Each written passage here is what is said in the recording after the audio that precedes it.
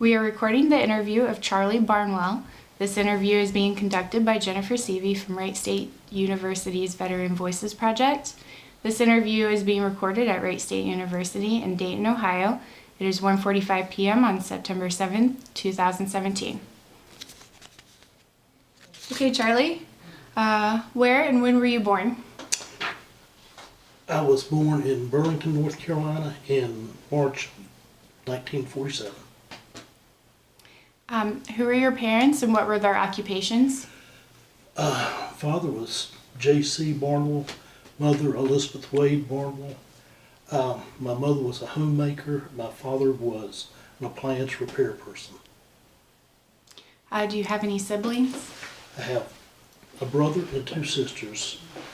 Tom was born in 48, Ravonda was born in 49, and my youngest sister was born in 52. Pardon me, she would kill me for that.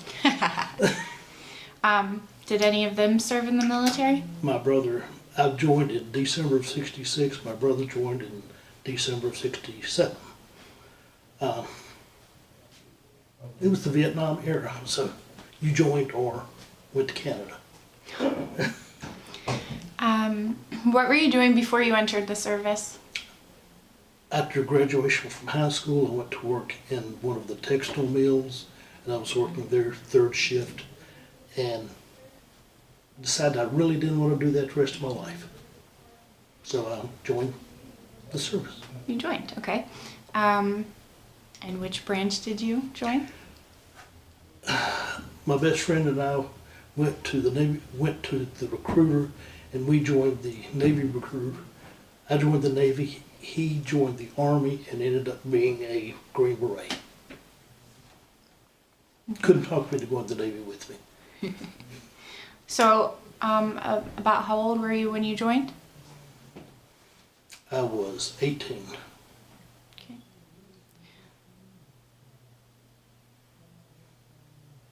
So, where was your basic training? Where did they send you?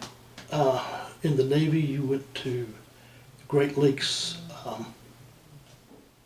Lakes, Michigan for basic training.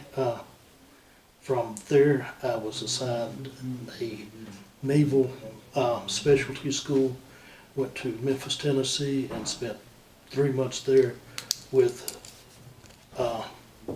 learning the skill aviation storekeeper, which was my job in the Navy. Aviation storekeeper? Correct. Okay, and going back to basic, what was basic training like for you? I joined the Navy on December 28th, 1966, went to Great Lakes. Nobody told me it snowed up there. I spent 2.5, 3 months up there in the snow, shoveling snow at night or during the day, whatever my watch was, and going through basic. Basic was okay, it was different. I was not used to the structure. How did you adjust to it? I adjusted. I learned quickly. Prior to that, I had never smoked. In basic, in the Navy, if you smoked, you got a 15-minute smoke break every 2 hours. I took up smoking so I could take the break. They definitely don't let us do that. No. Do you recall any of your instructors? I do not. So from there, where did you say your training was? My secondary training, skills training, was in Naval Air Station, Memphis, Tennessee. In Tennessee. What was that like for you? That was the first time that really in basic, they've got you 24/7 at A school, aviation school. We went to class 7 to 5 or whatever, and from 5 till the next day you were free. And it was Memphis, Tennessee, so you could go downtown and try to stay out of the off-limits places, but you know, you could go downtown. And then, so your training was an aviation storekeeper. Correct. What do you do exactly? any and all the parts that go on an airplane were handled through the aviation storekeeper. I mean, we ordered things from jet engines to a screw for the wing, you know. We took care of it, we inventoried it, we knew their nomenclature and where they went per the diagrams. Okay. So from Tennessee, where did you go? From Tennessee, after going on leave, I was assigned to Naval Air Station, Kodiak, Alaska, Oh, wow. which was 12 months of, again, being in freezing weather. Picking up a theme. Yeah, picking up where I was left off. But, and up there, I was, at that point, I had achieved, I was an E3 as I went in. Before I left Kodiak, I was an E4. And as an E4, I had a warehouse where I stored aviation parts and knew where they were, hopefully. What did your day-to-day activities look like then? Did everything from record keeping, you know, what parts came in, what parts went out, to where they were located in the warehouse. On rare occasions, I got to go out to the warehouse and actually drive a tow motor or the machinery. And about once a week, we drove out and unloaded airplanes to replenish our stock. How did you adjust to Alaska? Spent a year in Alaska as a 19-year-old. Here's a woman, okay. But as a 19-year-old, the only time in my life from the time I was 16 on that I didn't have a date with a girl for the whole year. There was no women up there. But other than that, Alaska, Kodiak, Alaska is a sportsman's paradise. If you love to fish, you love to hunt, that's where you wanted to go because you really could have fun. I wasn't a hunter, but I was a fisherman. And my roommate was from California, and he played golf, so I learned how to putt within the barracks. So learned to putt. Didn't learn how to play golf, but I learned to putt. So how long were you in Alaska? 1 year. 1 year, okay. And after that, where did you go? From Alaska, after going on leave, I left there and was assigned to photographic squadron, Miramar, California, Naval Air Station, Miramar, Fighter Town or Top Gun School, whatever you want to call it.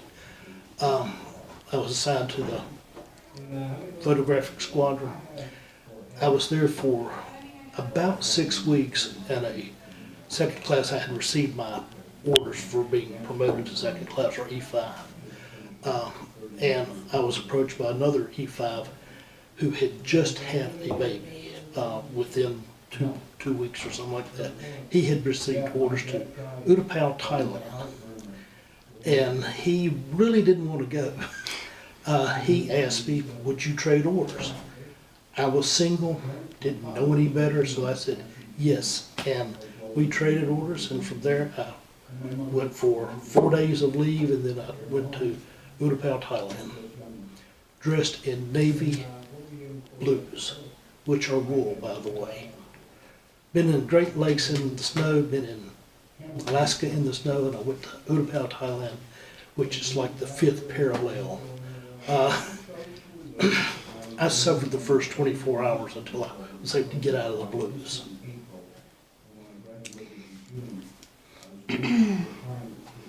So did your duties change much when you went to Thailand? What was your average day like there? My duties were the same, although I was the senior enlisted man in the storekeeper field there, so I was responsible for scheduling personnel type issues that I had not been responsible for before, and I answered to a lieutenant, Navy lieutenant. We worked 7 days a week, 12-hour shifts, and there were 4 of us So it was 12 on, 12 off, and we rotated shifts. And sometimes it was very boring, and sometimes it was very active. Active how? Yeah. Active how? Planes coming in, supply planes coming in, and you've only got 2 people on duty, and your responsibility is to unload the plane as quickly as possible.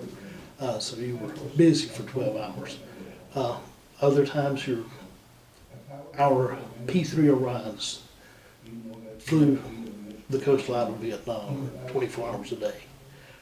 So there was always a plane in the air, whether it was coming in or going out was, so we were always there. It may come in at 3 o'clock in the morning, and these systems are down, and you've got to supply those systems because it's got to be up and ready to go in 12 hours. So how long were you in Thailand for? Checked in December of '68, checked out December '69. Did you have free time while you were there at all? Yes, first 6 months, I was a slow learner. The first 6 months, we were 12 on, 12 off, but we also had about every third weekend where you'd have Saturday and Sunday completely free. First, probably 6 months I went to Bangkok, did the tourist thing in Bangkok, Thailand. Then someone introduced me to a little place on the coast of Thailand called Pattaya, which was a resort. Now it's a big resort area, but went to Pattaya. You could snorkel, you could kayak, there were a number of activities you could do. And having been in Alaska and being outside a lot, it was fun. Good change. I didn't have to go around looking at Buddhist temples anymore. How did you keep in contact with family and friends back home? The year I was in Thailand, not very well. I got my Dear John letter while I was in Thailand, and I basically stopped writing my mother, brother, stopped writing my family, got depressed. As I said, there's a 30-day period where I always had a drink within 2 hours. And that's not a good way to be, but So, and then one of my buddies there knew there was something wrong, didn't know what it was because I didn't open up. I didn't open up to anybody. And we went out drinking one night and he got me talking and then opened it up. And I came back from the abyss. I basically stopped drinking. For you.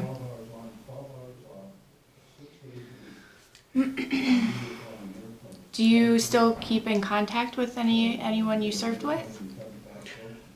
The Utapao Alumni Association has brought me in contact with 2 of the individuals that I worked with in Thailand. All 3 of us were storekeepers. So it's nice. The guys I ran around with, one of the other guys that's in the association ran around with communication guys. I ran around with avionics guys. So, we didn't run in the same group, but it was still, we worked together. And after meeting him, I realized that he probably had the off shift. Whenever I was working days, he was working nights. So, that's good. Yep. So after Thailand, where did you go? After Thailand, I was assigned to the USS Hancock aircraft carrier. I was sent TAD, temporary assigned duty, to San Francisco, Alameda Naval Air Station, and I worked in the supply department. The Hancock was on station, but they were coming back within 2 months, so they sent me to Alameda Naval Air Station, and I worked supply at Alameda in San Francisco while the ship was en route back. And what did your duties look like there? Again, aviation storekeeper. I actually didn't work in the warehouse. I worked at a desk. I would receive communications from the ship, parts listings of what was needed, in an ideal world, everybody fills out the form completely. In the real world, they don't fill out the form completely, and I had to interpret what they were saying and put in the stock numbers or the item numbers, and then send it down for requisitions. Was that one of the bigger challenges you had faced in this type of job? Yeah, in San Francisco, yes, it was. In Thailand, it was real simple. Although there were a number of parts, they were the same parts. They were only one particular plane, where in Alameda there were A6s, there were F-16s, there were other planes, and you had to know other books. So how long were you stationed in San Francisco? I was in San Francisco from February of 70 until December of 70. I'm sorry. Yeah, well, I was. I was in at Alameda during that time. 3 months of it, I was aboard the USS Hancock because it had come in. It was at the dock. So I moved from my apartment off base back to the ship. Oh, what was that like? It was different. It was different. While the first 6 months I was there, there was another guy that was in the Navy that he and I rented an apartment off base, and that was a different time. That was fun. Whenever I went back home base or went back aboard the ship, went into compartments where it's about this big, and there's 5 racks there, 5 racks there, 5 racks there. And I was either on the bottom or I was the third one up. And being the short guy, being the third one up was not a good idea. But being on the bottom meant everybody climbed up your bunk to get to the top. So it has its advantages. About October, November of 70, the Hancock went on carrier qualifications. It's where the jet pilots practice landing aboard a ship, which is good for them for the practice, being aboard the ship with your sleeping berth is right below the flight deck. So whenever they hit the flight deck, you get jolted. You would think that was the worst. It wasn't. When the pilots miss and fly into the tail of the ship, they may eject, but the plane still hits the tail of the ship, burst into flames, and the flames come flying through the compartment. That was the worst. Did that happen? Yeah, that happened. What did you guys have to do? You picked up the nearest fire extinguisher and you started using it. Damage control came on board. Not on board, they were already there, but they rushed to the tail and they used the hoses and everything. We just had 5-pound fire extinguishers trying to do it. That was the most exciting night I had. And it was a nighttime. I mean, they practice landing day and night because you don't know when you're going to be flying. And that was a nighttime flight that went bad. Was everyone okay? Yeah, from the ship there was no damage. No personnel damage. The pilot got out okay. We lost a plane. But that happens. It's better to happen in the Pacific Ocean than it was on the coast of Vietnam. Were you able to have free time then when you were on the ship? Yes. My work day was the same on the ship or in San Francisco. So whether I was at my apartment or whether it was aboard ship, I could, 6 o'clock, having dressed in the civilian clothes, get off the ship and go downtown or go back to Chuck's apartment, because he was stationed at Alameda, and I could go back to the apartment and we'd go out that night or whatever. Okay. And so after San Francisco, you said you were there for around 3 months. Where did you go? I was discharged from. I was discharged from there. Okay. December of 70. What did you do after that then?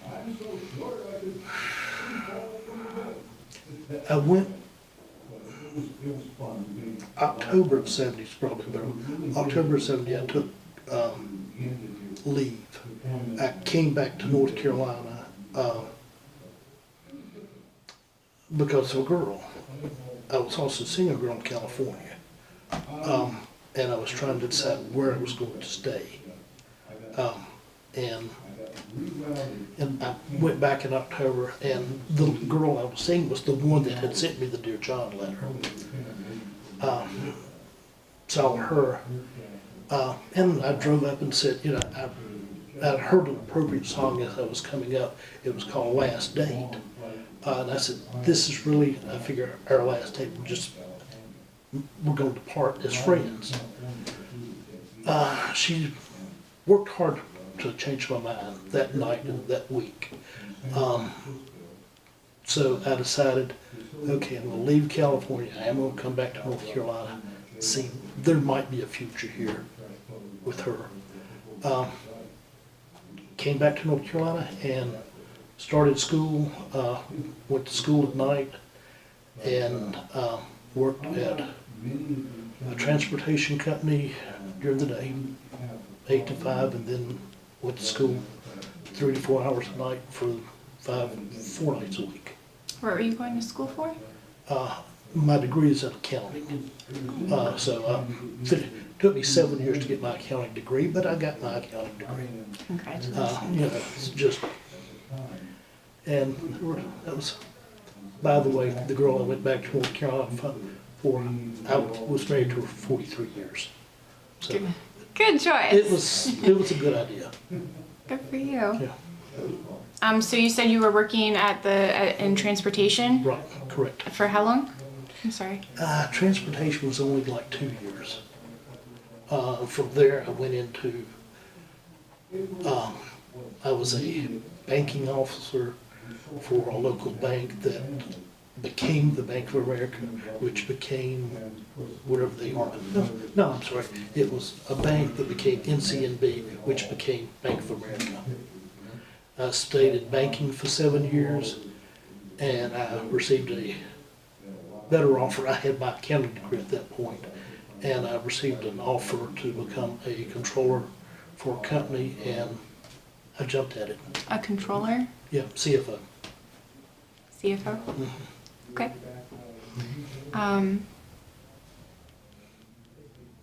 Sounds good, except until you find out that the company went bankrupt about 8 years later.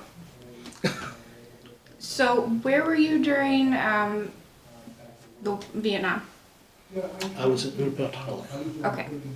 Did you get a lot of media coverage? Were you guys able to see what was going on in the States? How people were feeling about the war?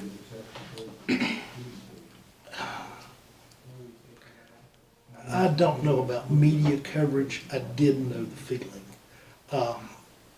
I've got one friend that went to Canada. I've got another one that got married and had a baby right off the bat, trying to get an exemption from the draft. So I knew what the feeling was. I'd come home and leave, and flying into almost any airport in the USA dressed in uniform was not always a good experience. But my friends accepted, my friends they were the hippies at that point. And I fit in because, I mean, for about 6 or 7 months I'd been in San Francisco, and San Francisco was the hotbed. That's where you wanted to be. Although I still had close chopped hair, but they all had hair down their back. But it was a different time. Did you have a good experience? I never had a bad experience coming home. Okay. Did I always feel welcome? Faye was in college. I'm in the military. I go down. We go to a house party, and all of a sudden things sort of get quiet in the house party, and it's like, okay. But then after it turned out, they realized that you're in San Francisco, what's that like? It started the conversation and things got better. But you had to warm up. I mean, just like today, you had to warm up to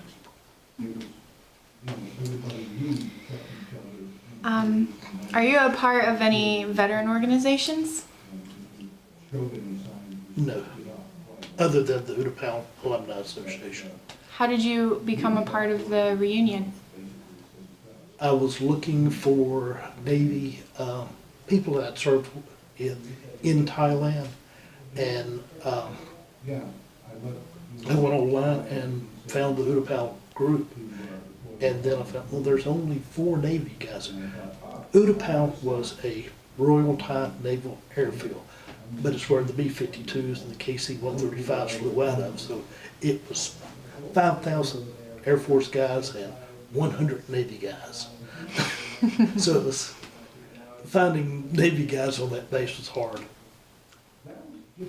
Did you readjust to civilian life well? Yes. And I hesitated in that because there was a period about 3 years after I'm out that I go through a period of what's called survivor's guilt because of friends that I had that I didn't have any longer. So yeah, there was a period, but we all have regrets, and that happened to be one of them that I survived.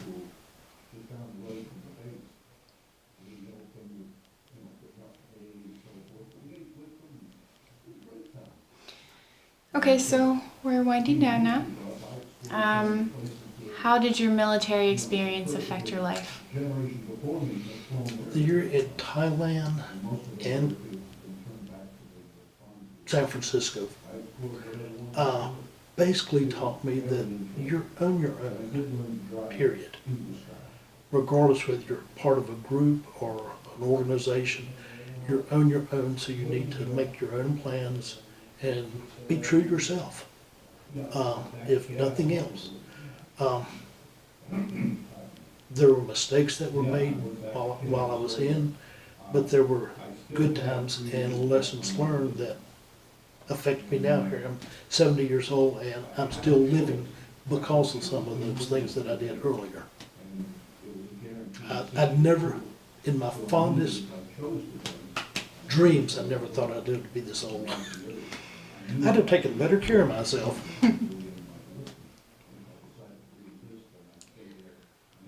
How has your military service impacted your feelings on war in the military in general? My personal feeling is that every child graduating from high school should spend 2 years in a service to their country, whether it's the military, whether it's the Peace Corps, whatever, and then let them come home and go to college and do everything else. Let them do some growing up. That's just a personal. Because the military, I grew up in the military. I only spent 4 years, but things I learned and the mistakes I made, the good things that happened, a lot of it is attributed. I would have never finished college in 7 years if I had went straight from high school straight to college. I'd have never finished it. But the military, I got commitment, and my grades were a lot better in those 7 years than they ever would have been, earlier. Okay. So what message would you like to leave for future generations who will watch this interview?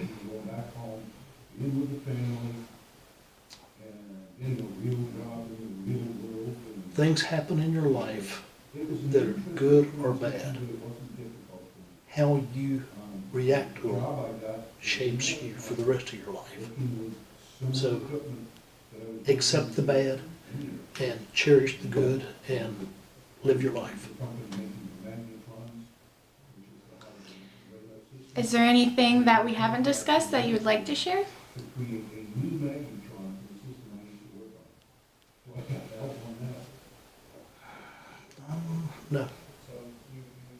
I'm good. Okay. All right, well, this concludes our interview, and thank you for your service. You're welcome. It was our privilege.